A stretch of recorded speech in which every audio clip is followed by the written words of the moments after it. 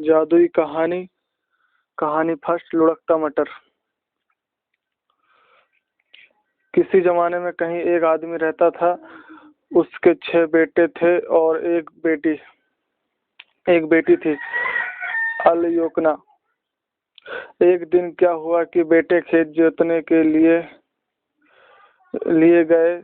उन्होंने अपनी बहन से कहा कि वह खेत में उनके लिए खाना ले आए। मुझे यह बता दो कि तुम लोग किस जगह होंगे ताकि मैं वहीं पहुंच जाऊं। बहन ने कहा। भाइयों ने जवाब दिया, हम अपनी झोपड़ी से एक जगह तक एक हल रेखा बना देंगे जहां हम जुताई करेंगे। हल रेखा के साथ साथ चलकर तुम हमारे पास पहुंच जाओगी। इतना कहकर भाई चले गए। अब हुआ यह कि उसी खेत पास वाले जंगल में एक अजगर रहता था। उसने आकर भाइयों की बनाई हल रेखा को पाट दिया और अपने घर की ओर ले जाने वाली एक नई हल रेखा बना दी। आलोकना अपने भाइयों का खाना लेकर चली तो इसी झूठी हल रेखा के साथ साथ चलती गई। वह सीधी अजगर के अहाते में जा पहुंची। अजगर ने उसे फौरन पकड़ लिया। शाम हुई तो भाई घर लौटे और उन्होंने अपनी माँ से कहा,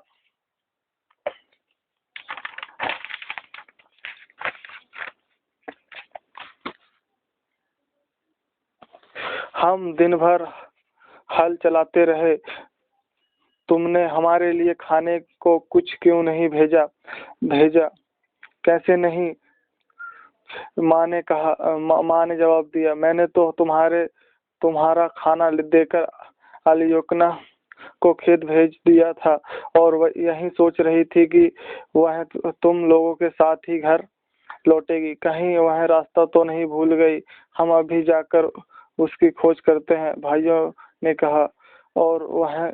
और इस तरह वे 6 के 6 अजगर की बनाई गई हल रेखा पर चलते हुए उसके अहाते में जा पहुंचे। वे अंदर गए। उन्होंने इधर उधर नजर दौड़ाई तो उन्हें अपनी बहन सामने नजर आई।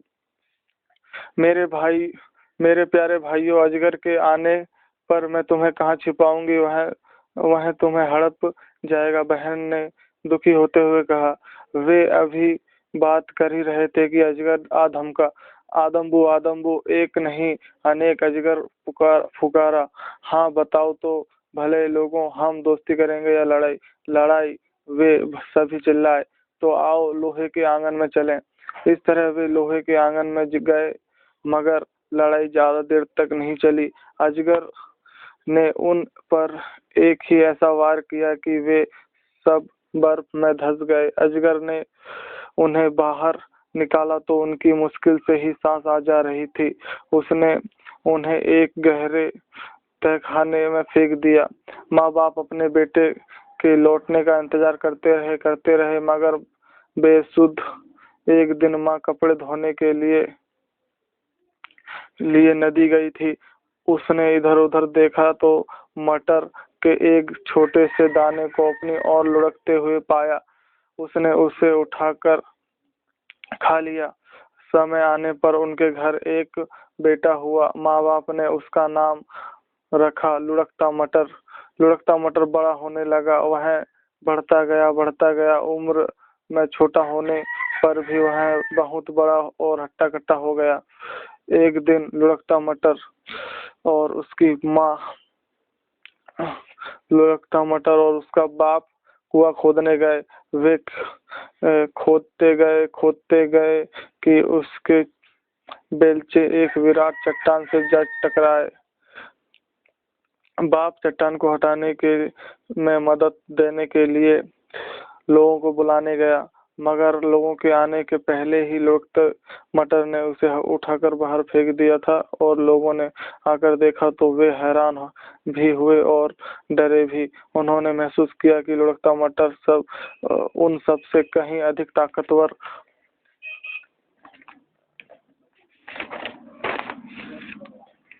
ताकतवर है।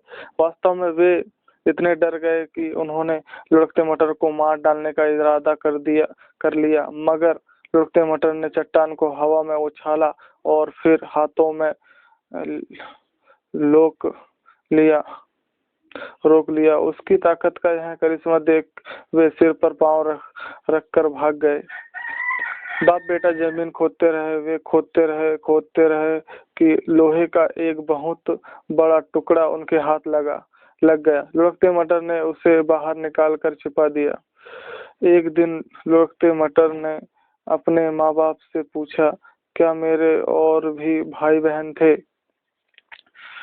क्या बताएं तुम्हें बेटा, उन्होंने जवाब दिया। तुम्हारी एक बहन और 6 भाई थे। मगर अब उन्होंने लुढ़कते मटर को सारा किस्सा कह सुनाया। मैं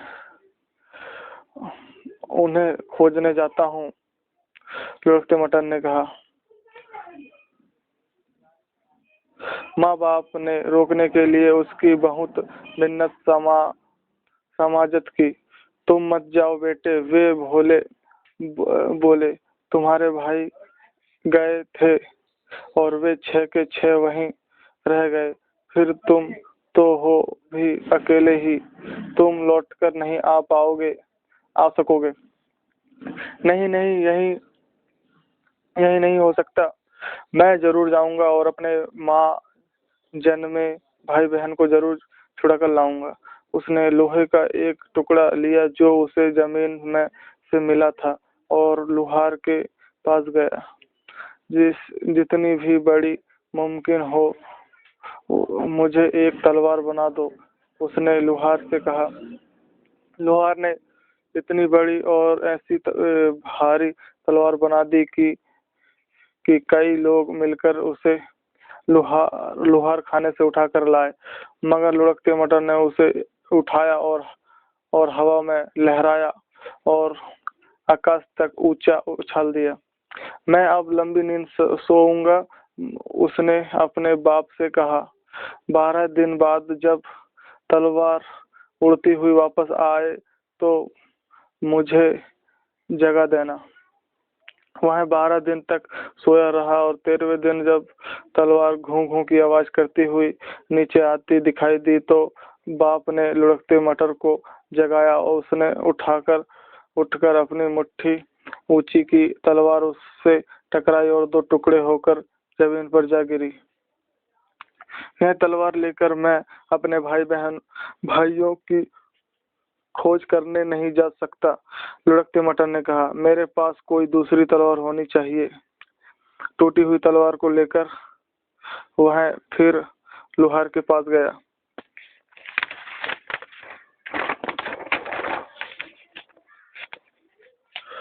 इन टुकड़ों से मुझे एक नई तलवार बना दो, उसने कहा। ऐसी तलवार जो मेरी ताकत के मुताबिक हो। लुहार ने पहले से भी बड़ी और तलवार बना दी। लुढ़कते मटर ने उसे आकाश तक ऊंचा उछाल दिया और फिर जाकर 12 दिन के लिए सो रहा।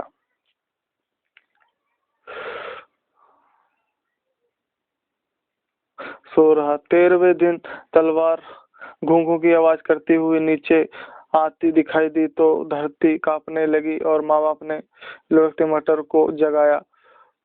वह फौरन उछलकर खड़ा हुआ। उसने अपनी मुट्ठी ऊपर की और तलवार उससे टकराई, मगर वह टूटी नहीं, केवल जरा सी मुड़ी ही। हाँ, इस तलवार को लेकर मैं अपने बहन और भाइयों की खोज करने जा सकता हूँ, लुढ़कते मटर ने कहा। माँ मेरे लिए कुछ रोटियां सेक दो और रस्क बना दो, मैं जल्द ही यहाँ से चल दूंगा। उसने रस्कों से थैला भरा और माँ बाप से विदा ली और घर से चल दिया। अजगर की बनाई गई हलरेखा पर बिल्कुल हल्की हल्की नजर आ रही थी। वह उसी पर चलता हुआ एक जंगल में जा पहुंचा। वह चलता गया और आखिर एक बहुत बड़े अहाते के करीब पहुंचा। उसके चारों ओर बाड़ लगी हुई थी। वह अहाते को लांघकर वहां बने हुए आलीशान मकान में गया। वहां से उसे अपनी बहन अलेखना तो मिल गई, मगर अजगर की ना तो सूरत नजर आई और ना ही उसकी कोई आवाज ही सुनाई दी। नमस्ते सुंदरी, लुढ़कते मटर ने कहा। नमस्ते सूरमा, तुम यहाँ क्यों आए हो? अजगर अभी आ जाएगा और तुम्हें हड़प जाएगा। हो सकता है कि ना हड़प पाए। बताओ कि तुम कौन हो? मैं अपने माँ बाप की इकलौती बेटी हूँ और उन्हीं के पास रहती थी। अजगर ने मुझे उठा लाया। मेरे 6 भाइयों ने मुझे आजाद कराने की कोशिश की, मगर उन्हें सफलता नहीं मिली। तुम्हारे भाई कहाँ हैं? अजगर ने उन्हें रस खाने में फेंक दिया था। मुझे मालूम नहीं कि वे जिंदा है या मर गए। मुमकिन है कि मैं तुम्हें निजात दिला दूं, लुढ़कते मटर ने कहा। यह तुम्हारे बस की बात नहीं है। मेरे भाई भी ऐसा नहीं कर पाए थे। फिर वे तो 6 थे और तुम अकेले हो। तो क्या हुआ? लुढ़कते मटर ने जवाब दिया और वह खिड़की के पास बैठकर अजगर का इंतजार करने लगा। इसी समय अजगर वापस आया और नाक से सूसू करता हुआ बोला, आदम्बू आदम्बू, बेशक तुम्हें आदम्बू आदम्बी आ रही होगी। लुढ़कते मटर ने कहा, यह रहा आदमजात। आह भले मानस, तुम क्या चाहते हो? लड़ना या दोस्ती करना? लड़ना, लुढ़कते मटर ने जवाब दिया। तो आओ हम चले लोहे के आंगन में। चलो। वे लोहे के आंगन में गए। वहां अजगर ने कहा, पहले तुम वार करो। ना तुम करो, लुढ़कते मटर ने कहा। उनकी तलवारें टकराई। अजगर ने लुढ़कते मटर पर ऐसा जोरदार वार किया कि वह टखनों तक लोहे के खलियान में धंस गया, मगर लुढ़कता मटर बाहर निकल आया। उसने अपनी तलवार लहराई और अजगर पर जवाबी वार किया। अब अजगर घुटनों तक फर्श में धंस गया, मगर वह बाहर निकल आया और उसने लुढ़कते मटर पर फिर वार किया तो वह घुटनों तक बर्फ में धंस गया, मगर लुढ़कता मटर किसी तरह बाहर निकल आया और उसने दूसरा वार किया कि जिससे अजगर कमर तक फर्श में चला गया। लुढ़कते मटर ने तीसरा वार किया और अजगर को वहीं मार डाला। तब वह तहखाने की ओर गया। वह बहुत गहरा और अंधेरा था। उसने अपने भाइयों को बाहर निकाला जो बिल्कुल मुर्दों जैसे हुए पड़े थे। लुढ़कता मटर अपने भाइयों और अलयोकना और अजगर के घर में जमा सारा सोना चांदी लेकर वहां से रवाना हो गया, मगर उसने एक बार भी यह नहीं कहा कि वह उनका भाई है। वे बहुत देर तक चले या थोड़ी देर तक, यह तो कोई नहीं जानता। आखिर वे एक नौ उम्र बलूत के नीचे आराम करने के लिए बैठ गए। लुढ़कता मटर अपनी मुठभेड़ के बाद इतना थक गया था कि वह गहरी नींद सो गया। उसके 6 भाइयों ने आपस में सलाह की कि लोगों को जब यह पता चलेगा कि हम 6 होते हुए भी अजगर से नहीं निपट पाए, जबकि इस छोकरे ने अकेले ही उसका काम तमाम कर दिया है, तो वे हमारी खिल्ली उड़ाएंगे। इसके अलावा सारे माल मत्ते का मालिक भी यही होगा।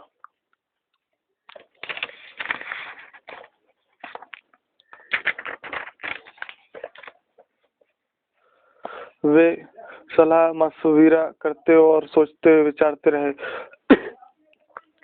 आखिर उन्होंने यह फैसला किया कि लुढ़कता मटर अब जब तक सोया हुआ है वे कुछ महसूस नहीं कर सकता। हमें छाल की रस्सियां बटकर उसे बलूत के साथ बांध देना चाहिए। जंगली जानवर आएंगे और इसे हड़प जाएंगे। उन्होंने इस फैसले को फौरन अमली शक्ल दी। लुढ़कते मटर को वृक्ष से साथ बांध कर वे चलते बने।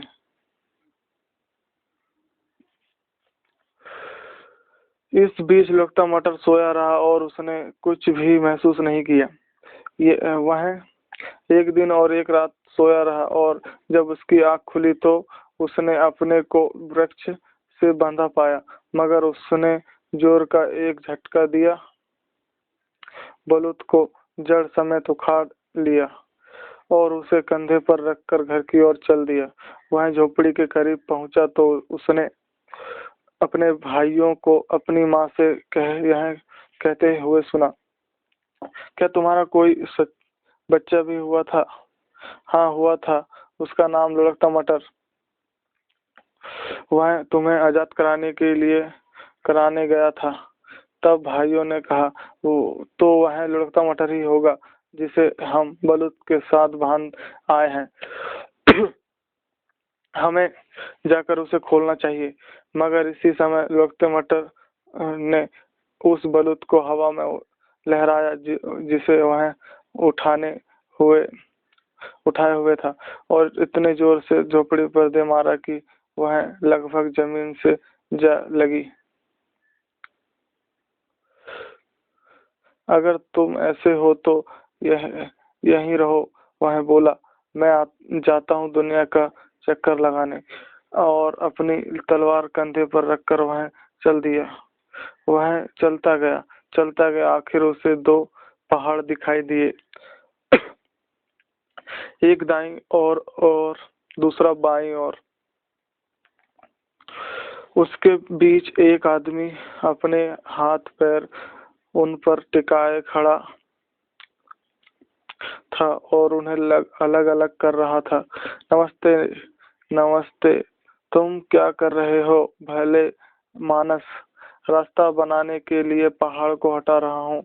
तुम जा कहाँ रहे हो?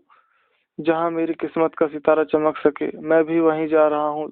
तुम्हारा नाम क्या है? पहाड़ हिलाओ, तुम्हारा नाम क्या है? लुढ़कता मटर। चलो इकट्ठे चलें, चलो। सो वे इकट्ठे ही चल दिए। वे चलते गए। उन्हें जंगल में एक आदमी दिखाई दिया। वह बलूत वृक्षों को जड़ से उखाड़ रहा था। ऐसे करने के लिए उसका केवल एक बार ही हाथ हिलाना काफी होता था। नमस्ते, लुढ़कते मटर और पहाड़ हिलाओ ने कहा। नमस्ते, तुम क्या कर रहे हो? मैं वृक्ष उखाड़ रहा हूँ ताकि चलने में सुविधा हो। तुम कहाँ जा रहे हो? जहाँ मेरी किस्मत का सितारा चमक सके। हम भी वहीं जा रहे हैं। क्या नाम है तुम्हारा? बलूत उखाड़। और तुम्हारे क्या नाम है? लुढ़कता मटर और पहाड़ हिलाओ। चलो हम इकट्ठे चलें, चलो। सो वे तीनों इकट्ठे ही चल दिए। वे चलते गए, आखिर उन्हें नदी तट पर बहुत ही लंबी मूछों वाला एक आदमी खड़ा दिखाई दिया। वह तो जैसे ही अपनी एक मूछ को घुमाता वैसे ही नदी का पानी दो हिस्सों में बट जाता। बीच में जमीन निकल आती और जिस पर वह चलते हुए नदी को पार किया जा सकता था। नमस्ते, इन तीनों ने कहा। नमस्ते भले मानस, तुम क्या कर रहे हो? नदी पार करने के लिए पानी को रोक रहा हूँ। तुम कहाँ जा रहे हो? जहाँ मेरी किस्मत का सितारा चमक सके। हम भी वहीं जा रहे हैं। तुम्हारा क्या नाम है? नदी रोक। और तुम लोगों के क्या नाम है? लुढ़कता मटर, पहाड़ हिलाओ और बलूत उखाड़। चलो हम इकट्ठे ही चलें, चलो।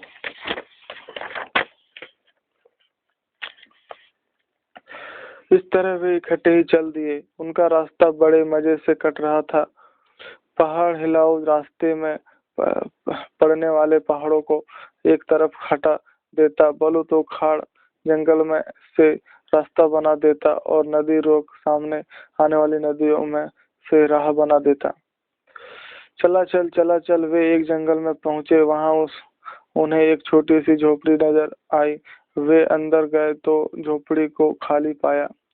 हम रात इसी झोपड़ी में गुजार सकते हैं, लुढ़कते मटर ने कहा। सो उन्होंने रात झोपड़ी में बिताई। अगली सुबह को वो लुढ़कते मटर ने कहा, पहाड़ हिलाओ, तुम यहीं रहकर खाना पकाओ और हम तीनों शिकार को जाते हैं। सो वे चले गए। पहाड़ हिलाओ ने बहुत सी चीजें उबाली, भूनी, पकाई और आराम करने लगा के लिए लेट गया। अचानक दरवाजे पर दस्तक हुई।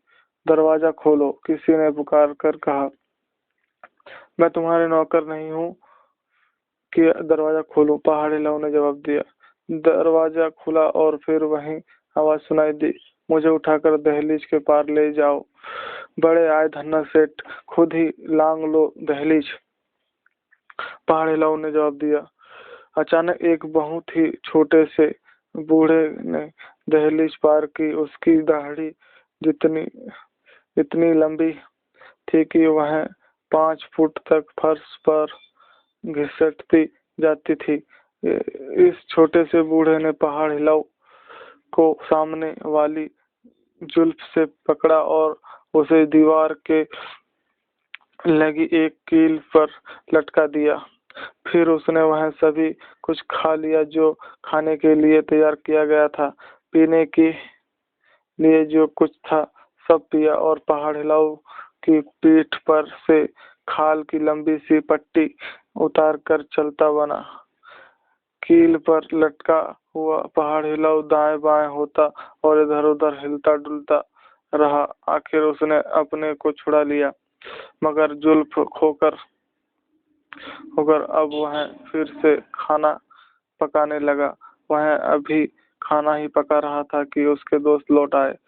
अब तक खाना नहीं पका।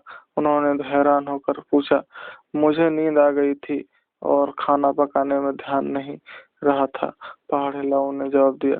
खैर, सबने पेट भर कर खाना खाया और सो रहे।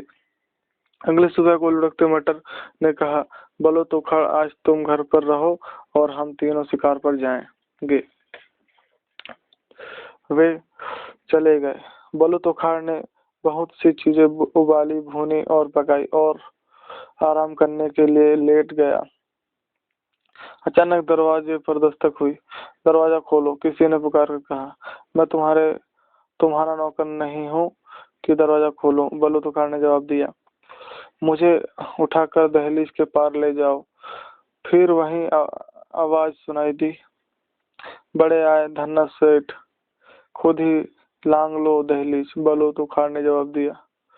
इसी समय एक बहुत ही छोटा सा बूढ़ा झोपड़ी में आया और उसकी दाढ़ी इतनी लंबी थी कि 5 फुट तक फर्श में घसीटती जाती थी। उसने बलो तोखाड़ को सामने वाली जुल्फ से पकड़ा और कील पर लटका दिया। इसके बाद उसने कुछ खाने के लिए था सब खाया और पीने के लिए था सब पी लिया। फिर उसने बलो तोखाड़ की पीठ से खाल की एक लंबी सी पट्टी उतारी और चलता बना। बलो तोखाड़ दाएं बाएं होता, हिलता डुलता और पानी से बाहर निकली हुई मछली की तरह तड़पता रहा और आखिर वह कील से निकलकर नीचे गिर पड़ा। वह फौरन फिर खाना पकाने के काम में जुट गया। उसके दोस्त लौटे तो बड़े हैरान हुए, अब तक खाना नहीं पका। उन्होंने पूछा, जरा झपकी आ गई थी, उसने जवाब दिया। मगर पहाड़ हिलाओ चुप रहा, उसे तो सारी हकीकत मालूम थी। तीसरे दिन नदी रोक घर पर रहा, उसकी भी वही दुर्गति हुई। तब लुढ़कते मटर ने कहा, तुम सभी लोग खाना पकाने में बहुत सुस्त हो। खैर कोई बात नहीं, कल तुम लोग शिकार पर जाओगे और मैं घर रहूंगा। उन्होंने ऐसा ही किया। फिर भी अगली सुबह को उसके सभी दोस्त शिकार पर गए और लुढ़कता मटर झोपड़ी में रहा।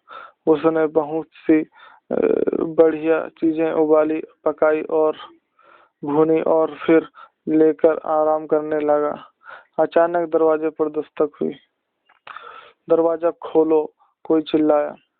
जरा रुको, मैं आ रहा हूँ, लुढ़कते मटर ने जवाब दिया। उसने दरवाजा खोला तो अपने सामने एक बहुत ही छोटे से बूढ़े को खड़े पाया।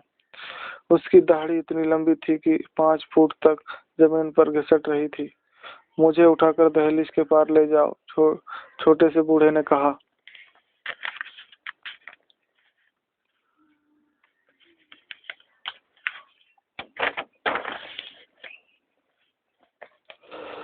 लुढ़कते मटर ने बूढ़े को उठाया और उसे झोपड़ी के अंदर ले गया। बूढ़ा उस पर झपटने लगा। तुम्हें क्या चाहिए? लुढ़कते मटर ने पूछा। तुम्हें अभी पता चल जाएगा कि मुझे क्या चाहिए, छोटे से बूढ़े ने कहा और लुढ़कते मटर की जुल्फ की ओर हाथ बढ़ाया। वह उसे पकड़ ही लेने वाला था कि लुढ़कते मटर ने चीख कर कहा, तो ऐसे हो तुम? इतना कहकर उसने उसे दाढ़ी से पकड़ लिया। अब लुढ़कते मटर ने एक कुल्हाड़ा लिया और इस छोटे से बूढ़े को घसीटकर एक बलूत के पास ले गया। बलूत को 2 हिस्सों में चीरा और बूढ़े की दाढ़ी को उसमें ऐसे फंसा दिया कि निकल ना पाए। क्योंकि तुमने मुझे बालों से पकड़ने की कमीनी हरकत की, उसने छोटे से बूढ़े से कहा, इसलिए अब तुम्हें मेरे लौटने तक यहीं बैठे रहना होगा। यह झोपड़ी में लौटा उसकी मित्र शिकार से लौट आए थे। खाना तैयार है? उन्होंने पूछा। हाँ, बहुत देर से, लुढ़कते मटर ने जवाब दिया। जब वे खाना खा चुके तो लुढ़कते मटर ने कहा, मेरे साथ चलो, मैं तुम्हें बहुत ही अद्भुत नजारा दिखाता हूँ। लुढ़कता मटर उन्हें बलूत के पास ले गया। मगर यह क्या हुआ, वहां ना तो बलूत का वृक्ष था और ना ही वह छोटा सा बूढ़ा। वह तो बलूत जड़ समेत उखाड़ कर अपने साथ ले गया था। तब लुढ़कते मटर ने अपने दोस्तों को सारा किस्सा कह सुनाया। दोस्तों ने भी यह माना कि उस छोटे से बूढ़े ने उन्हें बालों से पकड़कर कील पर टांग दिया था और वह उसकी पीठों से खाल उतार ले गया था। अगर यह ऐसा ही है तो चलो हम चलकर उसकी तलाश करें, लुढ़कते मटर ने कहा। छोटा सा बूढ़ा जब बलूत को घसीट कर ले गया था तो जमीन पर वृक्ष के निशान रह गए थे। चारों दोस्त इन्हीं निशानों पर चलते गए, साथ साथ चलते गए। वे चलते गए और आखिर एक ऐसी गहरी खो के पास पहुंचे जिसका तल ही नजर नहीं आता था। पहाड़ हिलाओ, तुम उतर जाओ इस खेह में, लुढ़कते मटर ने कहा। नहीं, मैं नहीं उतरूंगा। तो तुम उतरो, बलूत उखाड़। मगर ना तो बलूत उखाड़ उतरा और ना ही नदी रोक इसके लिए राजी हुआ। अगर यही बात है तो मैं खुद नीचे उतरता हूँ, लुढ़कते मटर ने कहा। आओ, रस्सा लपेट लें। उन्होंने अपने गिर्द रस्सा लपेट लिया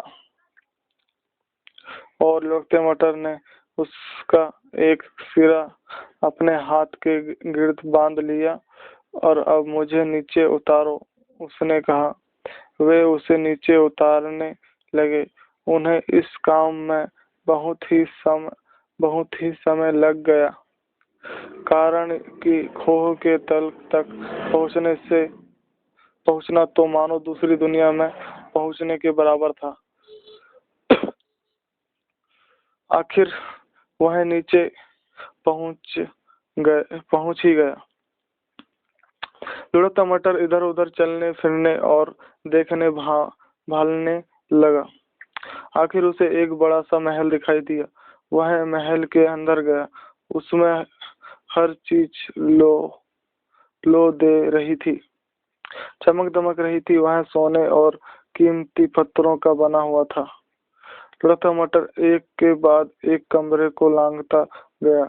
अचानक उसने एक ऐसी सुंदर राजकुमारी को अपने ओर भागते हुए देखा कि जिसकी खूबसूरती के बारे में न तो कलम से लिखा जाए और ना ही जबान से कहा जाए। ओहो भले मानस, तुम यहाँ क्यों आए हो? राजकुमारी ने पूछा। मैं लंबी दाढ़ी वाले एक बहुत ही छोटे से बूढ़े को ढूंढ रहा हूँ, लुढ़कते मटर ने जवाब दिया। ओह, राजकुमारी ने कहा। छोटा सा बूढ़ा बलूत में से अपनी दाढ़ी निकालने की कोशिश कर रहा है। उसके पास मत जाओ, वह तुम्हें मार डालेगा। वह बहुत लोगों की जान ले चुका है, वह मेरी जान नहीं ले सकेगा। वह लुढ़कते मटर ने कहा। मैंने ही उसकी दाढ़ी बलूत में फंसाई थी। मगर तुम कौन हो और यहाँ कैसे हो? मैं राजकुमारी हूँ। छोटा सा बूढ़ा मुझे मेरे घर से उठा लाया है और यहाँ बंदी बनाए हुए हैं। कोई बात नहीं, मैं तुम्हें आजाद करा दूंगा। मुझे तुम उस बूढ़े के पास ले चलो। राजकुमारी उससे छोटे से बूढ़े के पास ले गई। लुढ़कते मटर ने देखा कि राजकुमारी ने सच ही कहा था। बूढ़ा वहां बैठा था और उसने अपनी दाढ़ी बलूत से निकाल ली थी। लुढ़कता मटर को देखकर वह गुस्से से चिल्लाया।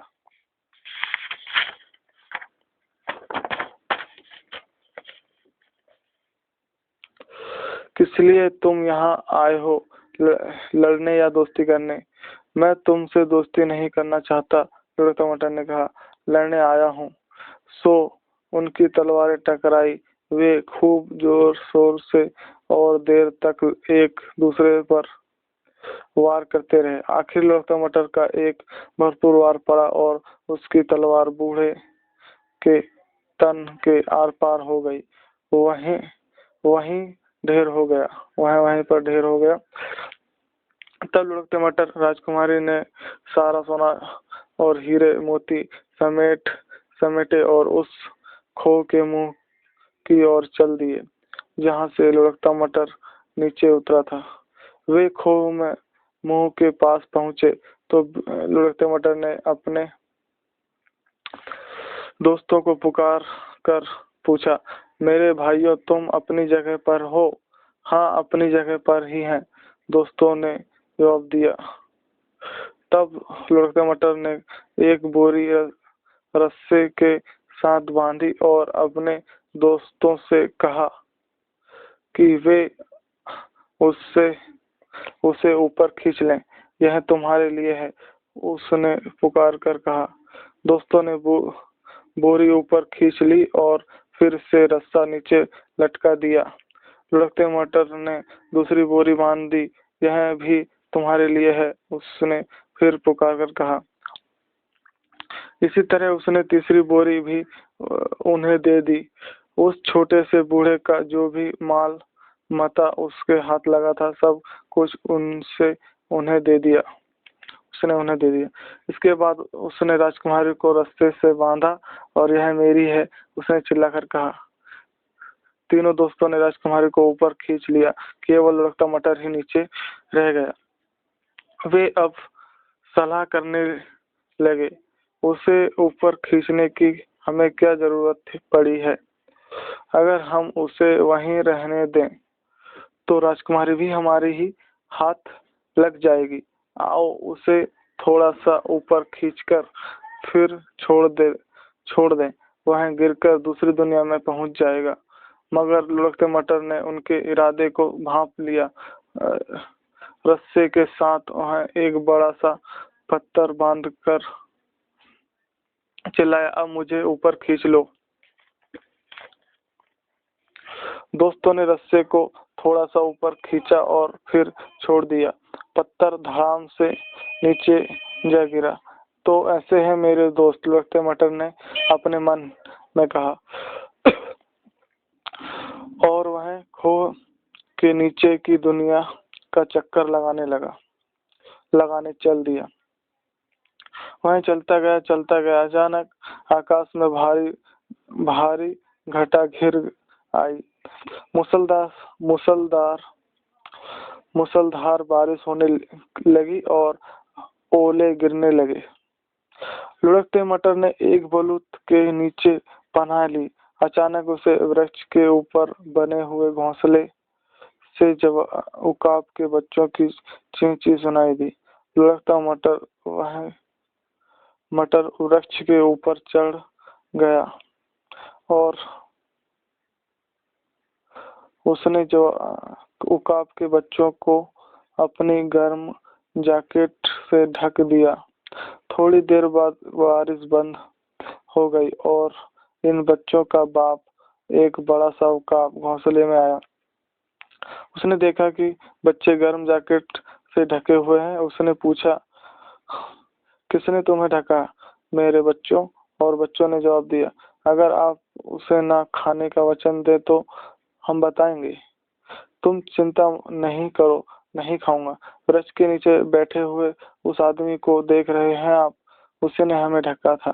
इतना सुनकर उकाब लुढ़कते मटर के पास गया। जो चाहो मांग लो, मैं तुम्हारी हर मनोकामना पूरी करूंगा, उसने कहा। पहली बार ऐसा हुआ है कि मेरी अनुपस्थिति में मेरे बच्चे बारिश में बहे नहीं हैं। मुझे मेरी दुनिया में पहुंचा दो, लुढ़कते मटर ने कहा।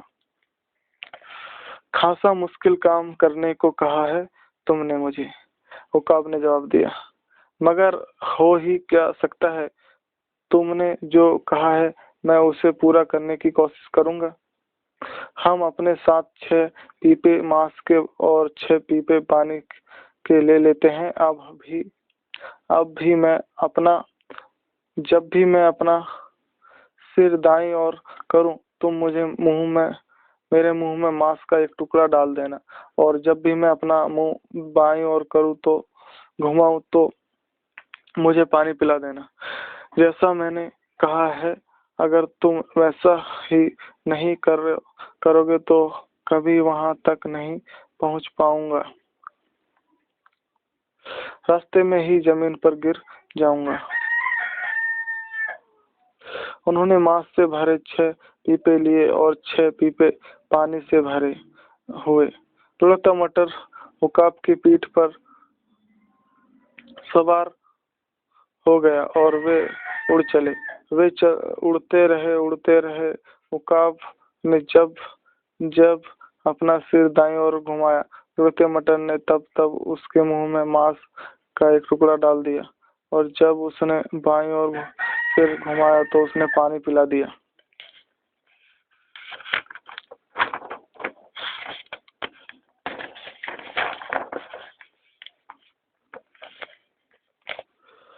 बहुत वक्त गुजर गया मगर वे अभी भी उड़ते जा रहे थे।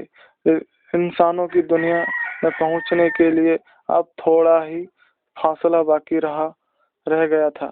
उकाब ने मांस के लिए दाईं ओर सिर घुमाया मगर अब मांस का एक भी टुकड़ा बाकी नहीं बचा था। इसलिए लुढ़कते मटर ने अपनी टांग का एक टुकड़ा काटा और उकाब के मुंह में डाल दिया। इस तरह वे धरती पर पहुंच गए। तब उकाब ने पूछा, तुमने मुझे अभी क्या खाने को दिया था? यह तो बहुत मजेदार था। अपने मांस का टुकड़ा। अपनी टांग की ओर इशारा करते हुए लुढ़कते मटर ने जवाब दिया। तब उकाब ने मांस का वह टुकड़ा थूक दिया। वह दूर तक उड़कर जादुई पानी लाया। जैसे ही उन्होंने मांस के कटे हुए टुकड़े को उस जगह पर टिकाकर थोड़ा सा जादुई पानी छिड़का, वैसे ही टांग फिर से भली चंगी हो गई। इसके बाद उकाब वापस अपने घर चला गया और लुढ़कता मटर अपने तीनों दोस्तों की खोज में चल पड़ा।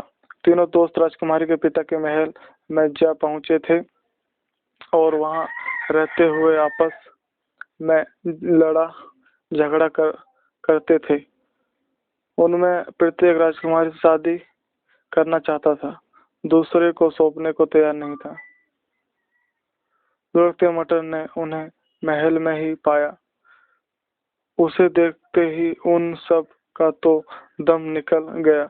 उन्होंने सोचा कि अब उनकी जान ले लेगा, मगर लुढ़कते मटर ने कहा, जब मेरे सगे भाइयों ने ही मुझे धोखा दिया था तो मुझे तुमसे तो उम्मीद ही क्या हो सकती थी। तुम्हें माफ करने के सिवा मेरे सिवा कोई चारा नहीं है। उसने उन्हें माफ कर दिया और खुद राजकुमारी से शादी कर ली। वह अब तक उसके साथ प्यार मोहब्बत और हंसी खुशी की जिंदगी बसर कर रहा है। कहानी खत्म। The end.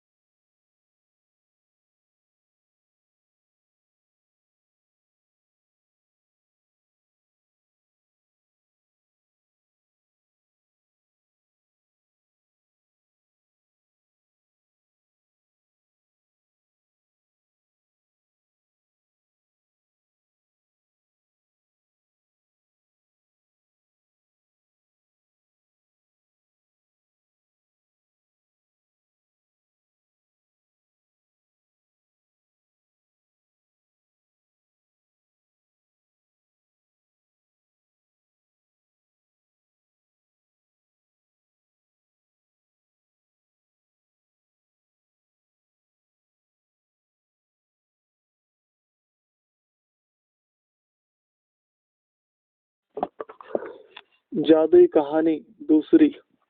बासिल सुंदर और बासिल सुंदर स्वरूप और सहोदरा इलियाना। मोलिया विदाई लोक कथा। हकीकत तो हकीकत है, कहानी तो कहानी है। हकीकत की कहानी ही हमें तो अब सुनानी है। किसी जमाने में कहीं एक आदमी अपनी बीवी के साथ रहता था। उनकी एक बेटी थी, सुबह सुबह की भांति सुंदर और प्यारी। वह चुस्त भी बहुत थी और हाथों से काम करने में भी ऐसी तेज जैसे बसंती हवा। जिस किसी ने भी उसके हाथों की फुर्ती, आंखों की चमक और गुलाब की तरह खिले हुए गाल देखे, उसी के मन पर जीवन भर के लिए उसकी छाप अंकित हो गई। उसे देखते ही जवानों के दिल धड़कने लगते। एक सुहाने दिन वह यह सुंदरी 2 घड़े लेकर पानी लाने के लिए कुएं पर गए।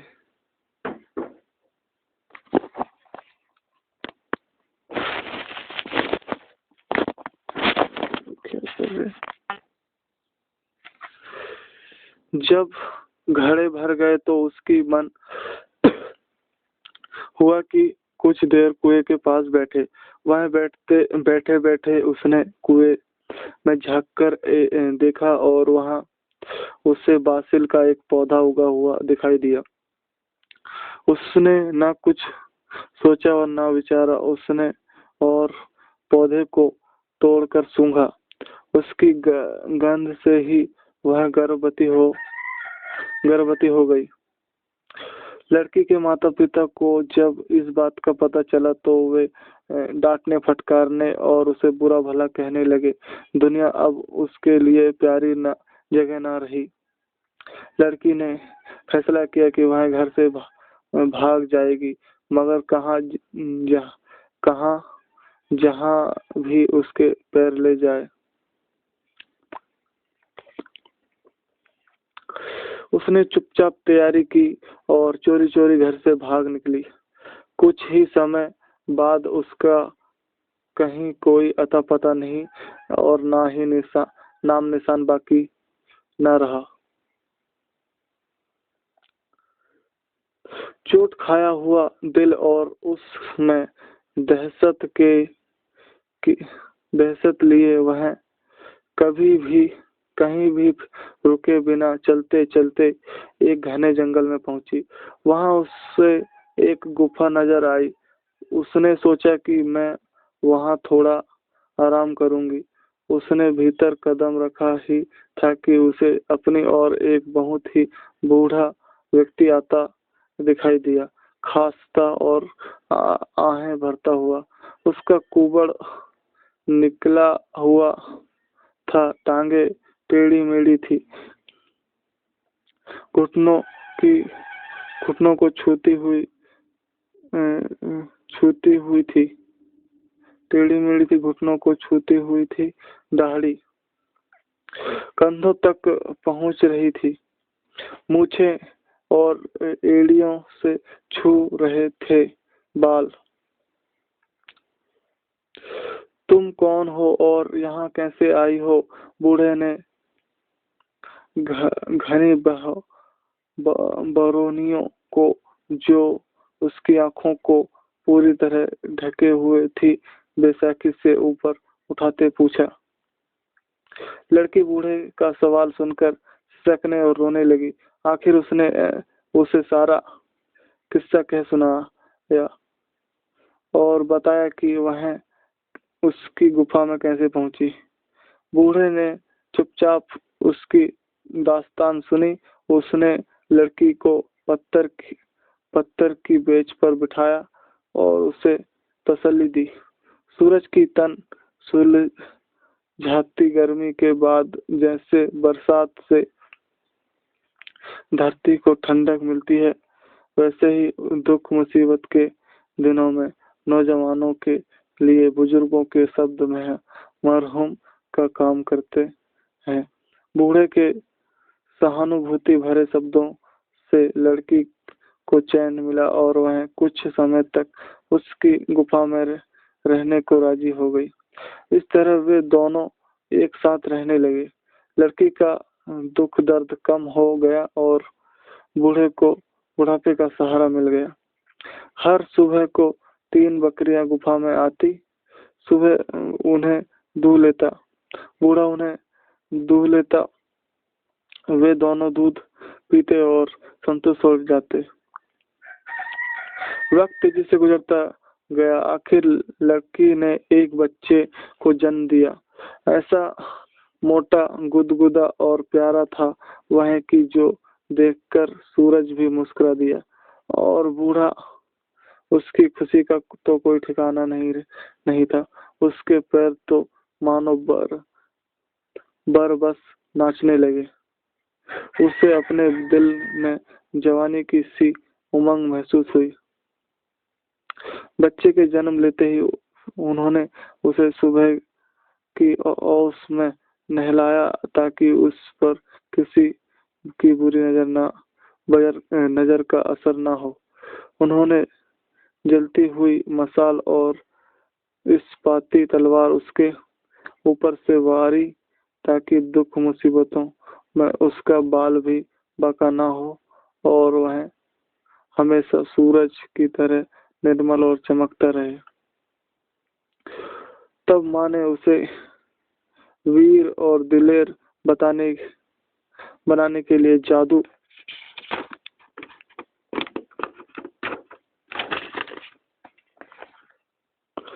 टोना किया।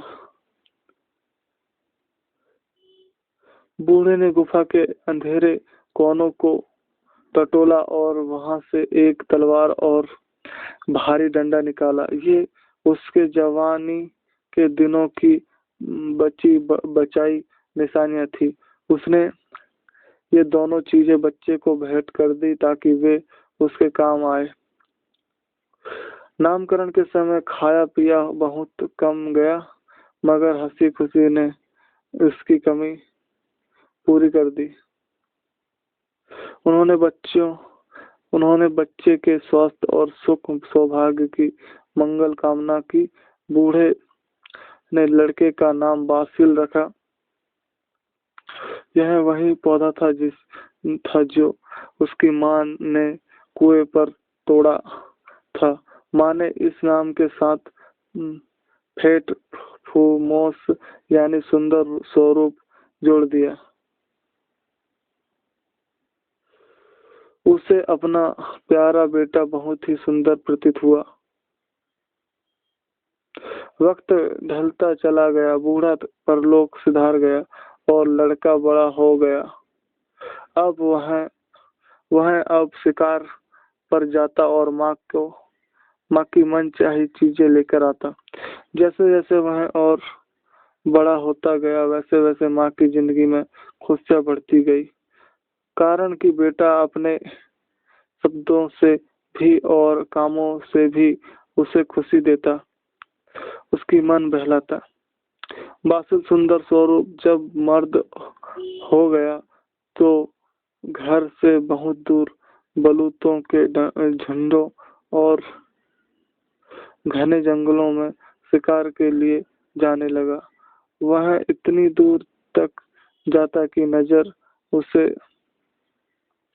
मुश्किल से ही देख पाती। एक दिन बासिल किसी घाटी के सिरे पर जा पहुंचा। जब उसने दूरी पर नजर दौड़ाई तो उसे एक बहुत बड़ी हरी भरी झील दिखाई दी,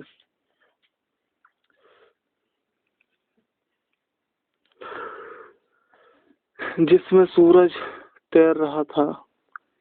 मगर जब वह निकट पहुंचा तो उसने पाया कि वह झील नहीं, सोने और मोतियों का महल है, जो असीम घने जंगल के बीच खड़ा हुआ चमक रहा है। उसने अपनी जिंदगी में कभी ऐसा दिलकश नजारा नहीं देखा था। उसने अपनी तलवार और डंडे को ठीक से कसा और महल की ओर चल दिया। उसे बहुत दूर नहीं जाना पड़ा और जल्द ही वह वहां पहुंच गया। महल की खिड़कियां और दरवाजे खुले पड़े थे, मगर ना तो महल में और ना उसके आसपास ही कहीं कोई आदमी नजर आ रहा था। सुंदर बासिल एक के बाद एक कमरे का और ऐसे सारे महल का चक्कर लगाया। वह आंगन में आया और उसने अपने इर्द गिर्द नजर डाली, मगर उसे कहीं कोई आदमी दिखाई न दिया। तब अचानक उसे भारी घूं और भन भन तथा शाखाओं के चटकने की आवाज सुनाई दी और लो उसे जंगल की ओर से 7 भयानक अजगर आते दिखाई दिए। उसमें से प्रत्येक के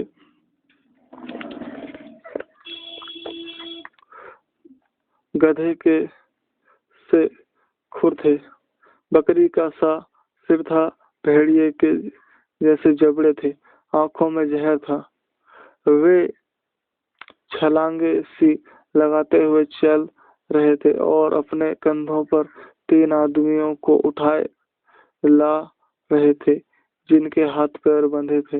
वे सभी एक साथ महल में घुसे। उन्होंने एक बहुत बड़े कड़ाहे के नीचे आग जलाई और जब पानी उबलने लगा तो अपने एक कैदी को उसमें फेंक दिया। उन्होंने उसे उबाला और झटपट खा गए, हड्डियां तक भी बाकी नहीं छोड़ी। फिर उन्होंने बाकी 2 के साथ भी यही कुछ किया। ऐसे जल्दी और बेताबी से उन्होंने उन्हें खाया कि उनके जबड़े और चप्पर सुनाई दे रही थी। बासिल दरवाजे के पीछे छिपा हुआ उन्हें देख रहा था। उसने जो दृश्य देखा तो उसे अपनी आंखों पर विश्वास नहीं हुआ। भयानक अजगर तीनों आदमियों की आखिरी बोटी तक हड़प गए थे। तभी उनमें से एक मुड़ा और उसकी बासिल पर नजर पड़ी। वह तो ऐसे उछल पड़ा मानो बिच्छू ने उसे डंक मार दिया हो। सभी भागकर आंगन में चलो, वहां एक और भी है जो कढ़ाए में जाने का इंतजार कर रहा है। इतना सुनकर सभी अजगर उछले और दरवाजे की तरफ दौड़े, मगर बासिल ने तभी मयान से तलवार निकाली और जो भी अजगर दहलीज को पार करता वह खट से उसी के सिर को धड़ से अलग कर देता। उनके सिर गोभी के कल्लों की तरह बर्फ फर्श पर लुढ़कने लगे। इस तरह बासिल ने 6 अजगरों का सफाया कर दिया, मगर 7वें अजगर के सामने उसकी दाल न गली। उसकी चौड़ी तलवार बिल्कुल बेकार रही। उसने तलवार की तेज धार वाली तरफ से अजगर की गर्दन पर वार किया। तलवार की उल्टी तरफ से सिर पर जोर की चोट की और तलवार को उसके दिल के आर पार करने का कोशिश की, मगर सब बेसुध। तब बासिल ने न सोचा न विचारा और अपना भारी डंडा निकाल कर सिर के ऊपर घुमाया और अजगर की कनपट्टी पर इस जोर से दे मारा कि उसकी आंखों के सामने अंधेरा छा गया। अजगर की बुरी तरह से बल खाता और दर्द से तिलमिलाता हुआ पीछे हटने लगा। हर कदम पर उसका सिर दीवारों से जा टकराता। आखिर वह महल के अंदर अंतिम कमरे में जा पहुंचा। वहां उसने फर्श पर का एक चोर दरवाजा खोला और कई तथा मकड़ियों के जालों से ढके हुए जीने से नीचे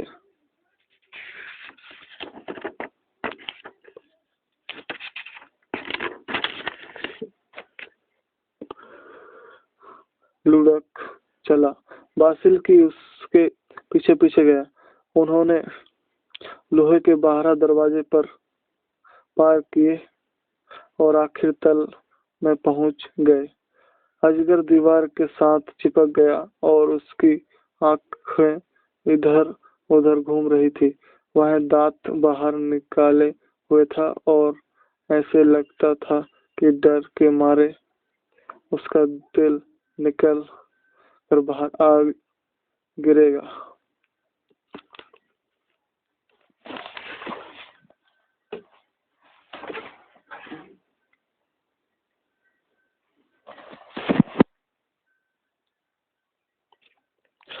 मगर बासिल ने उसके साथ कुछ नहीं किया। उसने दरवाजा बंद किया और साकलें चढ़ाई, ताला लगाया और सीढ़ियों से ऊपर लौट आया। उसने लौटते हुए 12 के 12 दरवाजे बंद कर दिए। आखिरी दरवाजे में ताला लगाया और चाबी अपने कोट की जेब में रख लिया। उसके बाद वह सोचकर खुश होता हुआ कि मैंने अब बड़ा नेक काम किया है, घर की ओर चल दिया। बहुत ही खुश होता हुआ वह गुफा के लौटा और उसने अपनी माँ से कहा, माँ, मैंने एक बहुत बड़ा और सुंदर महल ढूंढ लिया है। अब हम उसी में रहेंगे। माँ की खुशी का कोई ठिकाना ना रहा। माँ बेटा गुफा से निकलकर सोने और मोतियों के महल में जा पहुंचे और वहीं रहने लगे। बासिल ने कहा, वह सारा महल हमारा है, यह सारा महल हमारा है, मगर कभी भूलकर भी आखिरी कमरे का दरवाजा मत खोलना, क्योंकि एक आखिरी अजगर अब भी वहां बंद है। तुम मुझ पर पूरा भरोसा कर सकते हो मेरे बेटे, माँ ने जवाब दिया। उस कमबख्त ने तुम्हें खाने की कोशिश की थी, इसलिए मैं जानती हूँ कि मुझे उस दरवाजे का ताला क्यों बंद रखना चाहिए। माँ ने चाबी लेकर उसे एक रुमाल में लपेटा, रुमाल को 10 गांठें लगाई और उसे कहीं इतनी दूर छिपा कर रख दिया कि सदियों तक ढूंढते रहने पर भी वह किसी के हाथ न लगे। अब मानो कल्पवृक्ष से माँ बेटे को जीवन के सभी वरदान, सभी नेवते मिलने लगे। महल जानदार था,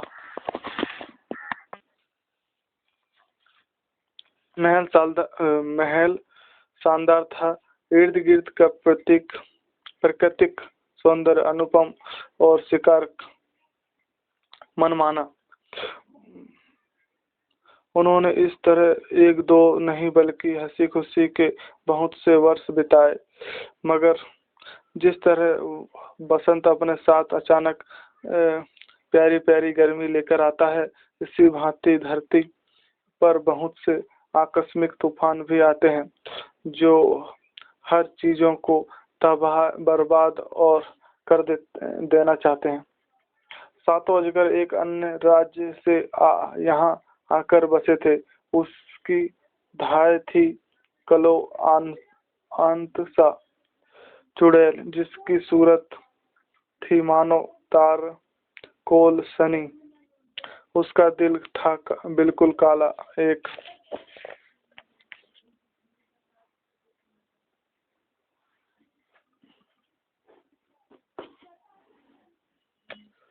नजर में दुनिया को झुलसाने वाला। कलोआंतसा अजगरों के वापस आने का इंतजार करती रही। वे आम तौर पर कुछ समय के बाद अपनी धाय से मिलने जाते थे, मगर जब वे बहुत समय तक उसके पास नहीं गए तो उसके मन को तरह तरह की आशंकाओं और चिंताओं ने आ घेरा। वह बुरी तरह परेशान हो उठी। वह आग से झुलसते हुए सांप की तरह बेचैन हो उठी और पागलों की तरह भागते हुए यह जानने के लिए महल में पहुंची कि मामला क्या है।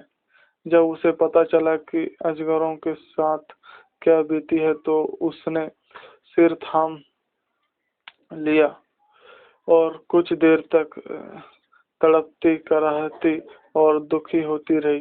तब वह गुस्से से लाल पीली होकर बासिल की मां पर झपटी, उसे चाबी देने के लिए मजबूर किया और जिस कोठरी में अजगर बंद पड़ा रहा था उसे वहां धकेल दिया।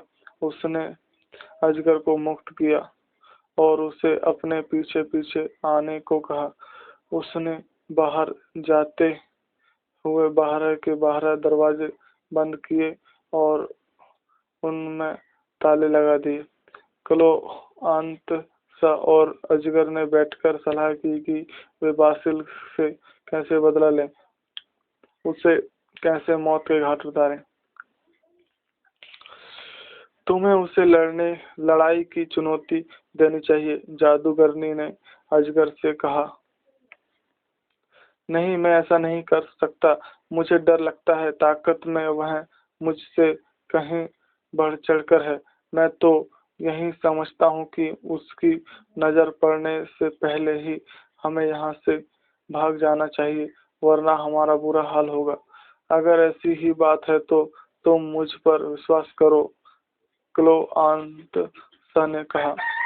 मैं उसकी ऐसी हालत कर दूंगी कि वह खुशी से सांप के बिल में जा घुसेगा,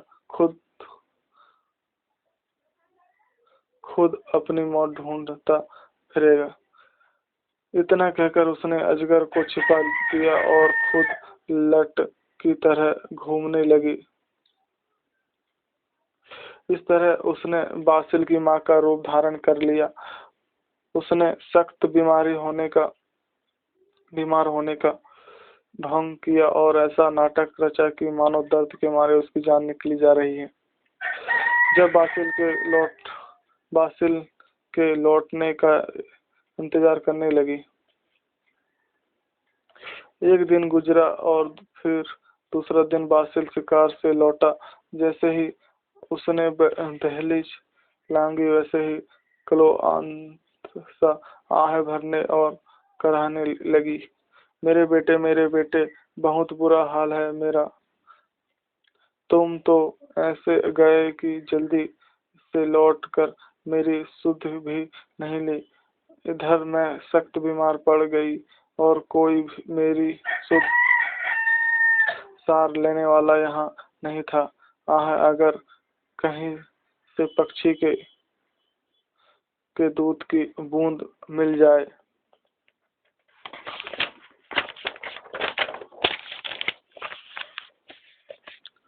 केवल एक बूंद ही, तो मेरी बीमारी फौरन दूर हो जाए और मैं फिर से अपने पैरों पर खड़ी हो जाऊं।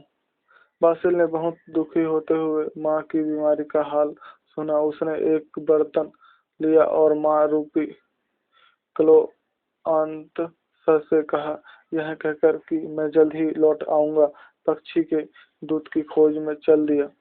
वहीं चलता गया, कुछ दर मंजिल लांग गया, पहाड़ों और चोटियों को, और आखिर एक महल के पास पहुंचा जिसके इर्द गिर्द ऊंची पहाड़ बाढ़ थी।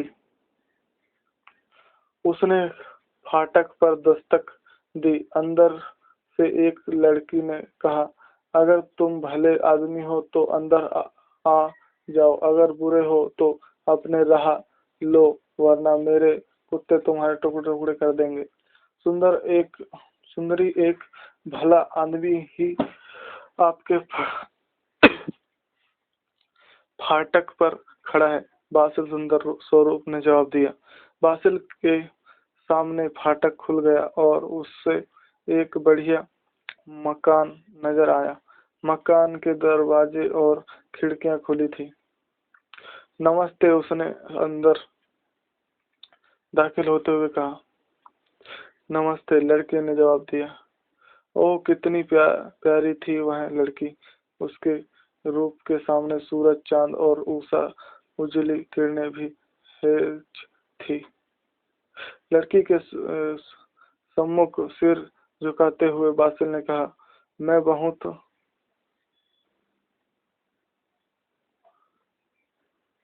बहुत लंबा रास्ता तय करके आया हूँ और इतना ही लंबा रास्ता अभी मुझे और तय करना है। क्या मैं यहाँ एक रात गुजार सकता हूँ? बड़ी खुशी से लड़की ने जवाब दिया। वह दयालु और अतिथि सत्कारी लड़की थी। उसने उसे जरीदार कालीन और बिछाया और सभी तरह के बढ़िया खाने मेज पर लगाए। मेज पर बैठे और खाते पीते हुए वे बातचीत करते रहे। तब बासिल सुंदर स्वरूप ने लड़की को बताया कि मैं किस लिए घर से इतनी दूर आया हूँ। उसने पूछा, आप नहीं जानती कि पक्षी का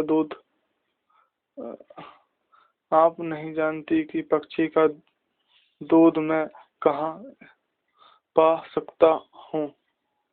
मैंने तो अपने जीवन में ऐसी खुराक और ऐसे इलाज की कभी चर्चा भी नहीं सुनी, लड़की ने जवाब दिया। पर चूंकि तुम एक भले आदमी हो, इसलिए मैं वह जानने की कोशिश करूंगी जो तुम जानना चाहते हो। कुछ देर बाद मैं अपने भाई तेजस्वी सूर्य के पास जाऊंगी और उससे उसके बारे में पूछूंगी, और वह अगर और कोई नहीं तो वह यह अवश्य जानता है कि कौन कौन सी चीजें दुनिया में कहाँ मिलती है। इस तरह सूरज की बहन इलियाना जाना से बासिल सुंदर स्वरूप की भेंट हुई। कुछ देर बाद जब इलियाना के थके हारे मेहमान को नींद ने धर दबाया और वह गहरी नींद सो गया, तो वह अपने भाई सूर्य के पास गई। उसने भाई से पूछा कि क्या उसे मालूम है कि पक्षी का दूध किस जगह मिल सकता है। बहुत दूर जाना होगा इसके लिए प्यारी बहन, रास्ते में कई सप्ताह लग जाएंगे। लगातार पूर्व की ओर चलते जाना चाहिए। तांबे के पहाड़ के परे तक मगर दूध हासिल करना फिर भी मुमकिन नहीं, क्योंकि वह पक्षी वास्तव में एक अभूतपूर्व रक्षक है। उसका हर पंख बादल के समान बड़ा है और जो कोई भी उसे अपने आसपास मिल जाता है वह उसे उठाकर अपने घोंसले में ले जाता है और उसके बच्चे उस व्यक्ति के टुकड़े टुकड़े कर डालते हैं। डर और दुख ने इलियाना के मन को दबोच लिया। वह जानती थी कि बासिल का जब अब क्या अंत होने वाला है, वह तो सीधे मौत के मुंह में पहुंच जाएगा। उसने तब तय कर लिया कि वह उसकी मदद करेगी। अगली सुबह को वह अपने अस्तबल से बाहर पंखों वाला घोड़ा निकाल लाई और बासिल को पेश करते हुए बोली, नेक नौजवान, तुम यह घोड़ा ले लो। यह तुम्हारे काम आएगा और तुम्हें सुरक्षित रखेगा, मगर बेशक किस्मत तुम्हारा साथ दे या ना दे, तुम लौटते हुए मेरे घर पर जरूर ठहरना। सुंदर बासिल का तो मन हुआ कि वह इस रूपवती और दयालु लड़की के कदमों पर अपना दिल निकाल कर रखे।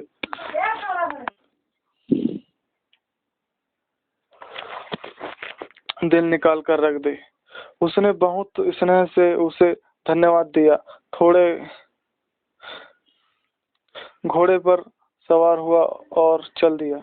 वह घोड़े पर चढ़ दूर चला। पर्वत क्या रोके रहा भला, लांघा खेतों खलियानों को, नदियों और मैदानों को। आखिर उसे दूरी पर तांबे की दीवार सी दिखाई दी। वह जैसे जैसे नजदीक आता गया, दीवार अधिक का अधिक ऊंची होती गई और आखिर एक पहाड़ी और फिर एक बहुत बड़े पहाड़ में बदल गई। जब वह तांबे के पहाड़ के दामन में पहुंचा तो देखा कि उसकी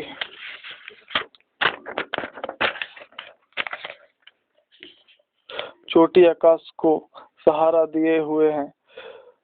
जितने ऊंचे पहाड़ तो वास्तव में ही इन्हें गिने हैं। बासिल ने उसे बहुत गौर से देखा। नीचे से ऊपर तक उसने उसका जायजा लिया और तभी उसे काले बादल जैसे बड़े बड़े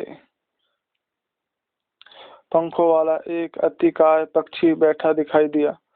यह पक्षी आकाश में चक्कर काटता उड़ता रहा, फिर एक दिशा को मुड़ा और आंखों से ओझल हो गया। बासिल ने घोड़े की लगामें कसी और उसे पहाड़ पर दौड़ाना शुरू किया। घोड़े के सुम ठपा ठप बज उठे। वह एक के बाद एक चट्टान को लांघता हुआ बासिल सुंदर स्वरूप को सबसे ऊंची चोटी पर ले गया। बासिल ने अपने इर्द गिर्द नजर डाली तो उसे एक अद्भुत दृश्य दिखाई दिया।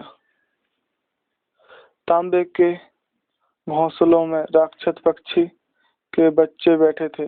अभी उनके पंख नहीं निकले थे, मगर उनमें से प्रत्येक सांड के आकार का था और वे सभी भूख के मारे जोर जोर से चीख रहे थे। बासिल ने आसपास देखा। उसे तांबे की चट्टान में एक बड़ी सी दरार नजर आई। वह घोड़े समेत वहीं छिप कर बैठ गया। कुछ देर बाद राक्षस पक्षी लौटा। वह एक के बाद एक घोंसले में जाकर अपने बच्चों को दूध पिलाने लगा। जब वह उस घोंसले में गया जिसके करीब बासिल छिपा हुआ था, तो उसने अपने हिम्मत बटोर कर बर्तन आगे बढ़ा दिया और पक्षी ने उसमें भी कुछ दूध गिरा दिया। तब वह उछलकर घोड़े पर सवार हुआ और अपनी प्यारी जान को बचाकर घोड़े को सरपट उड़ा ले चला। तभी एक बच्चा फिर से चिल्लाया और राक्षस पक्षी ने घूमकर देखा तो उसे बासिल दिखाई दे गया। वह शैतान की तरह उसकी ओर झपटा, मगर उसके बराबर नहीं पहुंच सका। कारण कि उसके तो दो ही पंख थे, जबकि बासिल के घोड़े के 12 पंख थे। इसलिए वह कहीं अधिक तेजी से उड़ सकता था। वह घोड़े पर चढ़ दूर चला। पर्वत क्या रोके रहा भला, लांघा खेतों खलिहानों को, नदियों और मैदानों को। आखिर वह इलियाना कोसी जाना के घर पहुंच गया। उसने बासिल का हार्दिक स्वागत किया और उससे कुछ देर रुककर आराम करने को कहा। सुंदर बासिल खा पीकर सो रहा, मगर इलियाना ने जो मामले की तरह तक पहुंची हुई थी। पक्षी का दूध छिपाकर बासिल के बर्तन में गाय का साधारण दूध डाल दिया।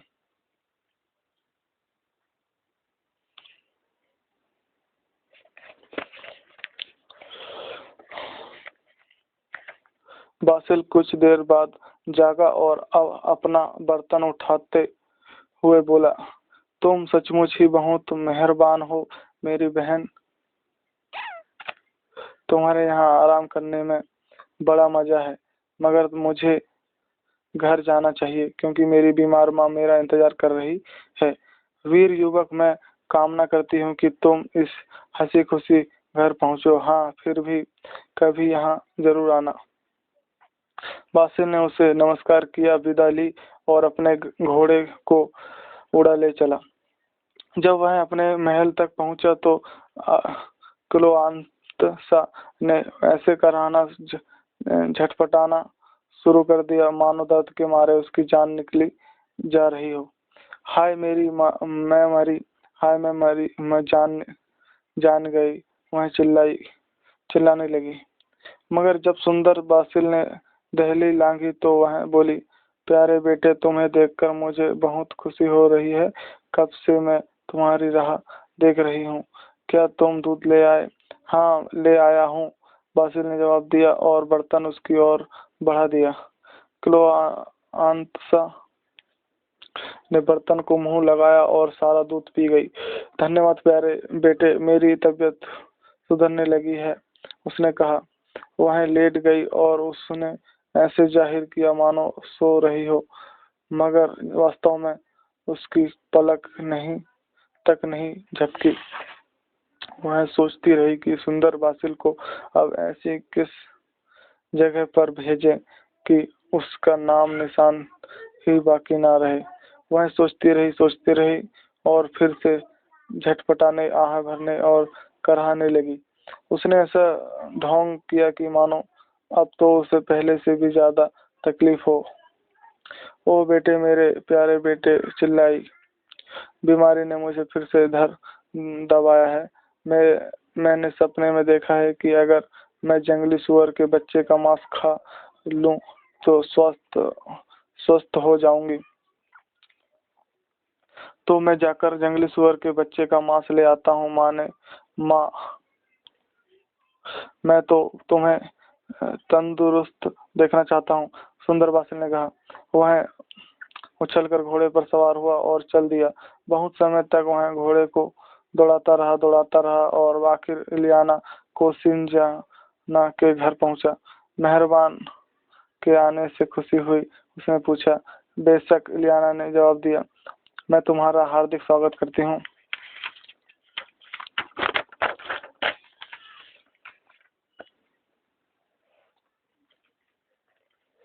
तब सुंदर बासिल आराम करने के लिए बैठ गया और उसने इलियाना को बताया कि मुझ पर कौन सी मुसीबत आ पड़ी है।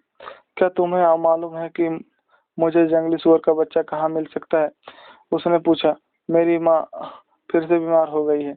उनका कहना है कि केवल वो जंगली सुअर के बच्चे का मांस ही उसकी जान बचा सकती है। नहीं, मैं इसके बारे में कुछ नहीं जानती, मगर तुम यहाँ कुछ देर रुककर आराम करो, मैं शाम होने पर अपने भाई सूरज से उसकी जानकारी प्राप्त कर लूंगी। उसे तो अवश्य ही मालूम होगा, क्योंकि वह आकाश से सभी कुछ देख सकता है और कोई भी चीज उसकी नजर से छिपी नहीं रहती। सुंदर बासिल इलियाना के घर पर रात बिताने के लिए ठहर गया। जब शाम हुई तो इलियाना का भाई सूरज भी अपनी किरणें एक और को रखकर आराम करने के लिए आ गया। इलियाना ने अपने भाई से पूछा, मैंने किसी को जंगली सुअरों की चर्चा करते सुना है। तुम्हें मालूम है कि वे दुनिया के किस भाग में होते हैं? बहुत दूर उत्तर में होते हैं मेरी बहन, सूरज ने जवाब दिया। वे फूले हुए चरगाहों के पार घने जंगलों में होते हैं।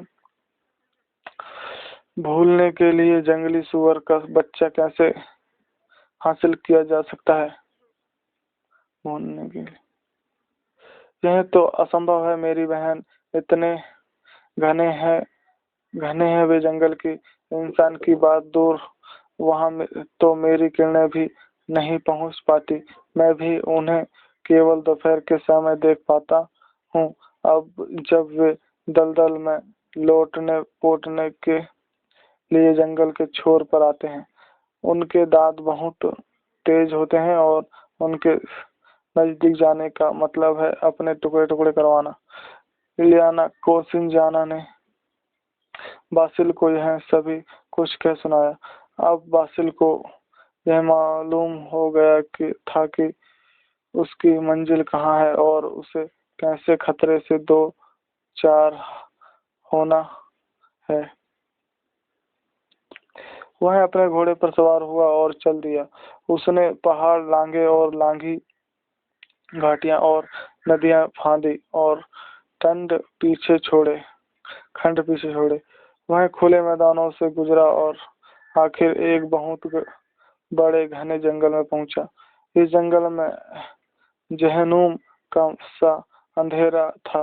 बासिल का बहरा पंखों वाला घोड़ा सबसे ऊंचे वृक्ष से भी ऊपर उड़ गया और तब बासिल को वह दलदल नजर आया। उसकी इलियाना ने चर्चा की थी जिसकी इलियाना ने चर्चा की थी। लगभग दोपहर का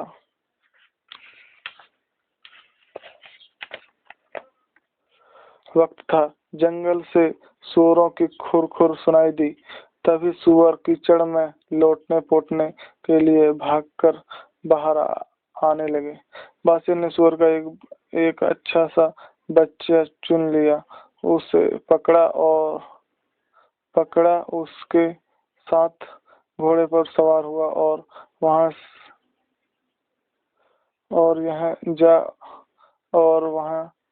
जा मगर सुअरों ने उसे देख लिया था और वे जमीन पर अपनी थूथलियां रगड़ने और उसके पीछे दौड़े।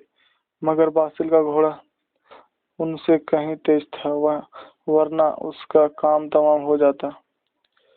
खैर, घोड़े की फुर्ती ने उसे भयानक दरिंदों के तेज दांतों से बचा लिया। अब घोड़ा अठखेलियां करता और मस्ती में झूमता हुआ जाने लगा और खुद बासिल भी खुशी से गीत गुनगुनाने लगा। उसे इस बात की खुशी थी कि उसका यह साहसी कारनामा भी सिरे चढ़ गया था। वापसी पर वह पहले की भांति फिर इलियाना कोसिंजाना के घर ठहरा। बासिल जब खाने पीने में मस्त था और मजे में ऊँघ रहा था, इलियाना ने जंगली सुअर के बच्चे की जगह साधारण सुअर का बच्चा लाकर रख दिया। बासिल को तो किसी चीज का आसान गुमान भी नहीं हुआ। इलियाना ने उसे बहुत ही मैत्रीपूर्ण ढंग से विदा किया। क्लोआंसा ने जब बासिल को लौटते देखा तो ऐसे जोर से दांत पीसे कि उसके मुंह से चिंगारियां फूट निकली, मगर उससे अपने गुस्से को दबाना और यह दिखाना पड़ा कि वह बहुत बीमार है, सख्त बीमार है।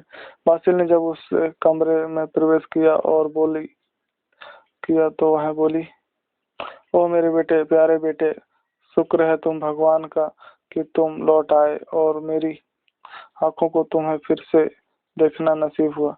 तुम अगर कुछ दिन ना आते तो मुझे कभी जिंदा ना पाते। इस सुअर के बच्चे को जल्दी से मार कर मुझे उसका मांस खिलाओ। बासिल ने सुअर के बच्चे को मारकर उसे कोयलों पर भुना और जब उसका रंग गुलाबी हो गया तो उसे क्लोआंसा को खाने को दिया। मेरी तबीयत अब बेहतर हो गई है, जादूगरनी ने कहा और ऐसे जाहिर किया कि उसे सचमुच स्वास्थ्य लाभ हुआ है। मेरी नजर भी अब पहले की तरह धुंधली नहीं रही, मगर सारा मांस खा लेने के बाद वह फिर से कराहने और जोर जोर से आह भरने करने लगी। उसने बड़ी दर्द भरी आवाज से कहा, ओ मेरे बेटे, प्यारे बेटे, बदकिस्मत बेटे, बहुत दूर दूर की यात्राओं कर तुमने बड़े दुख उठाए हैं, पर अगर तुम वास्तव में ही मुझे स्वस्थ देखना चाहते हो तो मुझे तुम्हें एक बार फिर से सफर पर जाना होगा। मेरी तबीयत फिर से खराब हो गई है। अगर तुम अमृत जल नहीं लाओगे तो मैं जिंदा नहीं रह सकूंगी।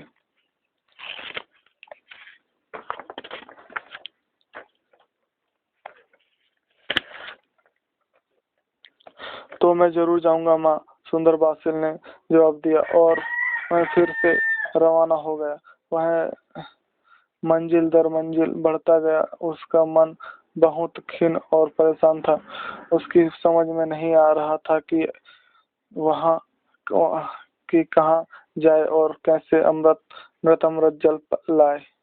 निराश और उदास वहाँ इलियाना कोसियाना के घर पहुंचा और बहुत दुखी होते हुए उसने अपनी व्यवस्था सुनाई। प्यारी बहन, उसने इलियाना से कहा, मजबूरी मुझे फिर से अनजानी राहों की खाक छानने के लिए घर से निकाल लाई है। माँ की बीमारी किसी तरह भी दूर नहीं हो रही। अब उसने मुझसे अमृत जल लाने को कहा है। क्या तुम्हें मालूम है कि वह कहाँ मिल सकता है और मैं कैसे उसे हासिल कर सकता हूँ? तुम कुछ देर यहाँ रुक कर आराम करो। हो सकता है कि मैं इस बार तुम्हारी मदद कर सकूं। इस बार भी तुम्हारी मदद कर सकूं, इलियाना ने जवाब दिया। उस वक्त झुट-मुटा हो चुका था। जब वह अपने भाई सूर्य के पास गई, वह उसी समय अपने सफर से लौटा था। मेरे प्यारे भाई सूरज, उसने कहा, तुम्हें तो आकाश से सभी कुछ नजर आता है। क्या तुम नहीं जानते कि अमृत जल कहाँ मिल सकता है? बहुत दूर, बहुत ही दूर मेरी बहन, सूर्य ने जवाब दिया। 9 तिया 27 देशों और 9 तिया 27 सागरों के पार, खेतों की रानी के देश में। मगर जो भी अमृत लेने गए हैं उसमें से कभी कोई लौटकर नहीं आया, कारण कि उस देश की सीमा पर एक भयानक अजगर पहरा देता है। वह लोगों को उस देश में दाखिल तो होने देता है मगर बाहर नहीं निकलने देता। वह अमृत पीता है और जो वीर अमृत को खोजते हुए उस देश में पहुंचते हैं उन्हें मार डालता है। बहुत अरसे से मैं उनकी हड्डियां सुखा रहा हूँ। सुंदर बासिल को अब यह मालूम था कि उसकी मंजिल कहाँ है और किस मुसीबत से उसका पाला पड़ने वाला है, मगर वह डरा घबराया नहीं। उसने अपनी पेटी में लगी हुई चौड़ी तलवार और भारी डंडा लिया और इलियाना से विदा ली। उछलकर घोड़े पर सवार हुआ और अपने रास्ते चल दिया। उसका रास्ता बहुत लंबा और वह लगातार अपना घोड़ा दौड़ाता रहा। उसने मैदान और सीमाएं पार की, नदियां और सागर लांघे।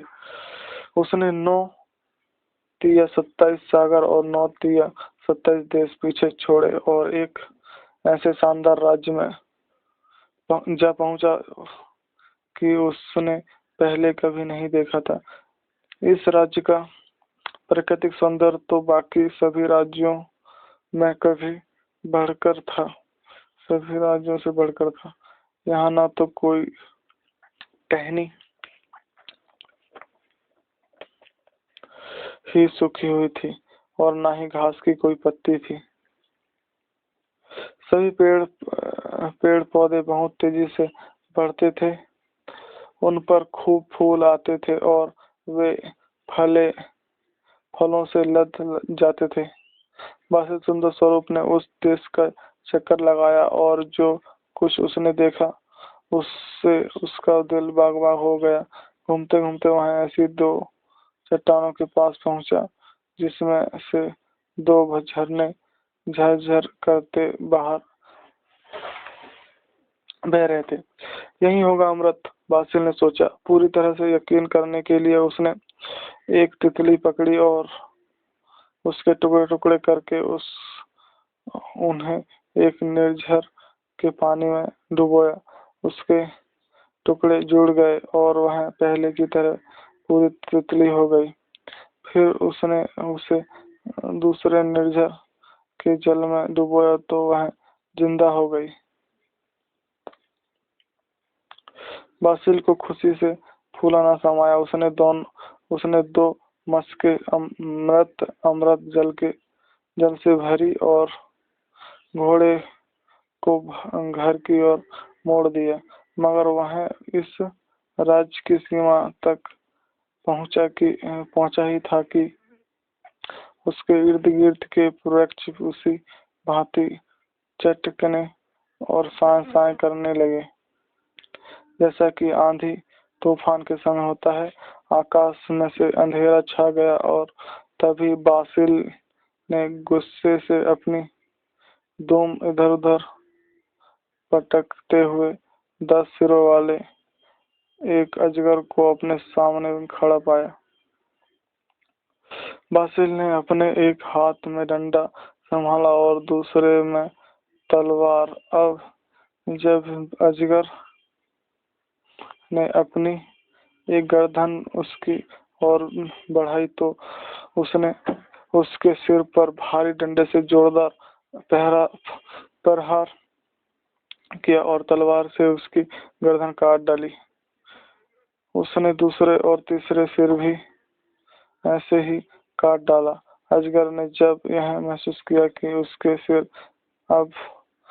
सिर पर मौत मंडरा रही है, इसलिए वह आकाश में ऊंचा उड़ चला और मगर बासिल का घोड़ा और भी अधिक ऊंचा उड़ा और बासिल ने उस अजगर के 10 सिर काट कर उसे जमीन पर गिरा दिया।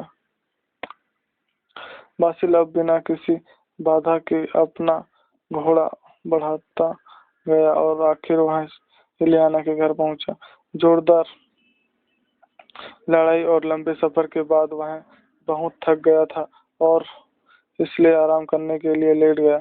इसी समय इलियाना ने उन दोनों मशकों की जगह साधारण पानी से भरी हुई 2 मशकें रख दी।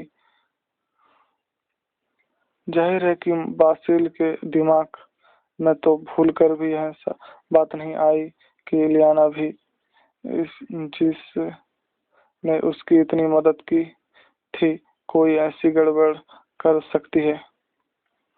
उसने अच्छी तरह आराम किया, फिर अपने घोड़े पर सवार हुआ और घर की ओर चल दिया।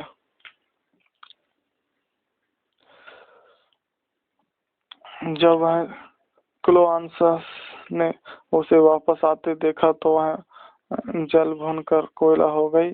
उसका दिल जहर से भर गया। उसकी थोड़ा सा पानी पीकर यह जाहिर किया कि उसकी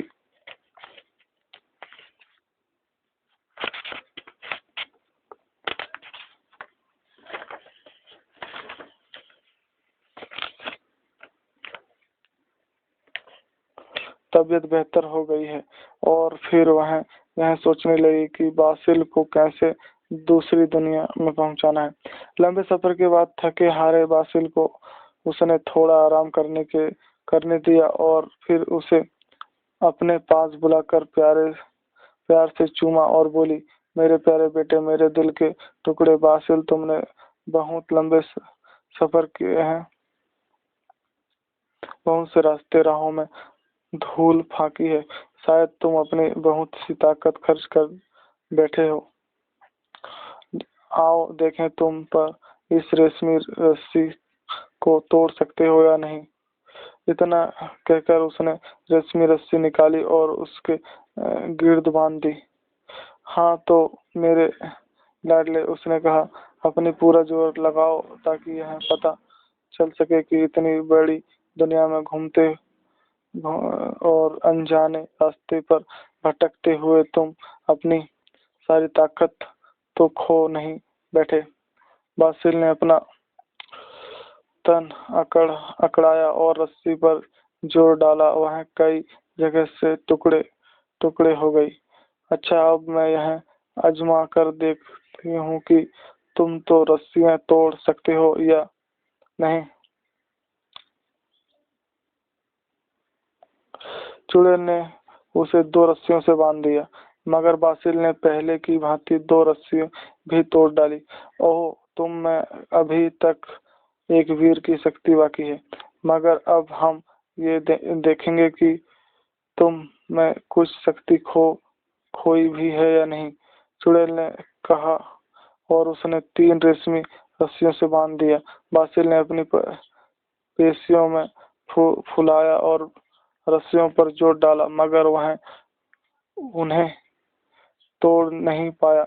उसके फिर से कोशिश की, फिर से पेशियां फुलाई और रस्सियों पर जोर डाला, मगर वे उसके तन में घुसती और उससे अधिक जोर से कसती चली गई।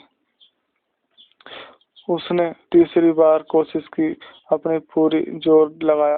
रेशमी रस्सियां उसके मांस को चीरती हुई हड्डियां तक जा पहुंची, मगर टूटी नहीं।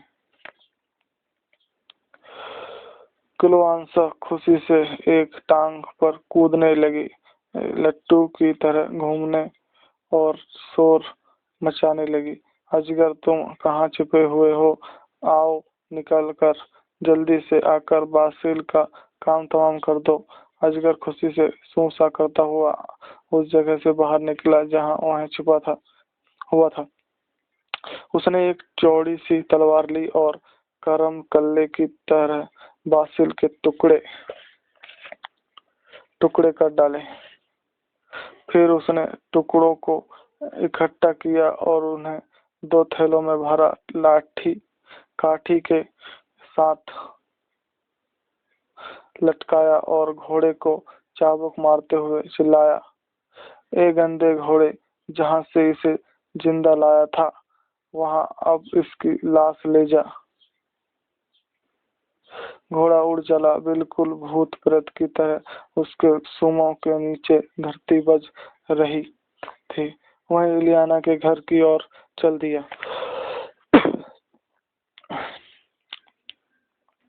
कारण कि वहीं तो उसने जन्म लिया था, वहीं पाला पोसा गया था, बड़ा हुआ था और वहीं उसकी देखभाल हुई थी।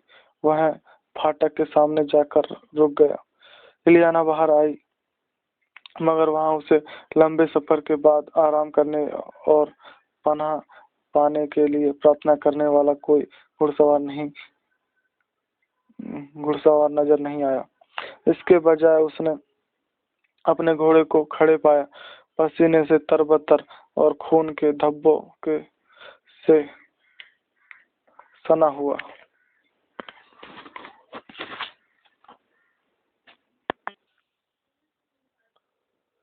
इलियाना बहुत दुखी होकर घोड़े की ओर लपकी। उसने थैले नीचे उतार कर उन्हें खोला और उसमें से उसे बासिल सुंदर स्वरूप के तन के टुकड़े मिले। ओह बासिल, बेचारे बदकिस्मत बासिल, वहीं चिल्लाई तो उन्होंने तुम्हें मार डाला। इतना कहकर उसने बासिल के तन के टुकड़े जोड़ने शुरू किए और उन्होंने पहले जैसी शक्ल ले ली।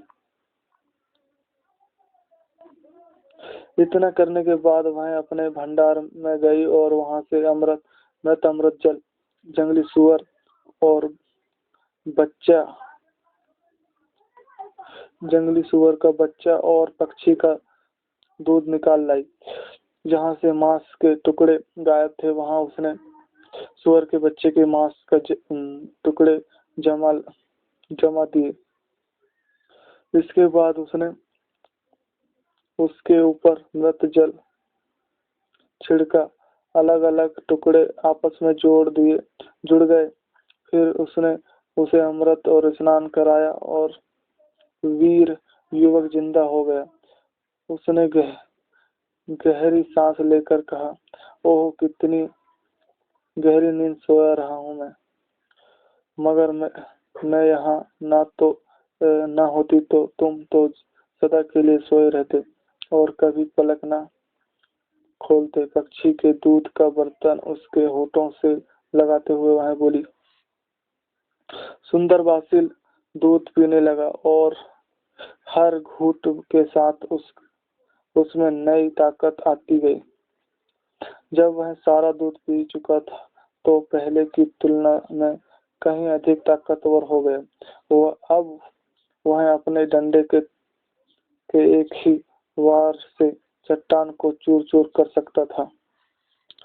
वह जमीन से उठा, अपने झकझोर कर उसने कमजोरी दूर की और यह याद आते ही कि अजगर ने उसके साथ कैसा बर्ताव किया, झटपट अपना डंडा उठाया और महल की ओर चल दिया।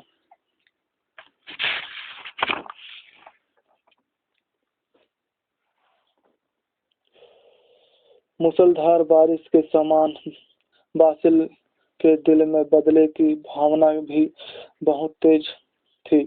वह चलता गया अपने पैरों पर उसने जरा भी तरस नहीं खाया। आखिर वह महल में जा पहुंचा। चुड़ैल और अजगर मेज पर बैठे दावत उड़ा रहे थे और बासिल की माँ पास खड़ी हुई चीजें परोस रही थी। अब उन्होंने बासिल को खाने के कमरे में आते देखा तो उन दोनों दुष्ट आत्माओं को अपने पैरों तले की जमीन खिसकती सी लगी। मगर बासिल ने उन्हें भयभीत होने का भी अवसर नहीं दिया। उसने एक हाथ से चुड़ैल को और दूसरे से अजगर को पकड़ा और उन्हें घसीटता हुआ आंगन में ले गया। वहां उसने उनके टुकड़े टुकड़े कर डाले और उसने उन तांबे का चूल्हा जलाया और उन्हें भून डाला ताकि ना तो धरती पर ना जल और ना खुले मैदानों में, मोतियों से भरे सागर में या नीलाकाश में ही जहां उकाब उड़ाने भरते हैं, कहीं उनका नाम निशान बाकी ना रहे। ऐसा करने के बाद बासिल ने बड़े प्यार से अपने मांस को गले लगाया और चूमा और तसल्ली दी। बहुत जल्दी ही उन्हें और भी बड़ी खुशी नसीब हुई। बासिल सुंदर स्वरूप ने इलियाना कौशल्याना से अनुरोध किया कि वह उनकी पत्नी बनना स्वीकार कर ले। इलियाना राजी हो गई। मेहमान आए, अनगिनत, जाने पहचाने भी और अनजाने भी। खूब ही बढ़िया दावत उड़ाई उन्होंने। मेहमानों की आवभगत कर रहा था खुद इलियाना का भाई यानी सूरज। वह लगातार जाम खनखनाता हुआ सभी के लिए खुश सौभाग्य की कामना कर रहा था। सभी के साथ अपनी खुशियां बांट रहा था। शादी के बाद बासिल और इलियाना प्यार मोहब्बत और सुख शांति का जीवन बिताने लगे।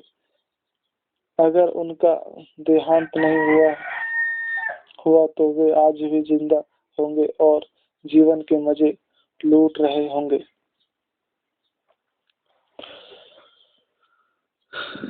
कहानी खत्म। The end.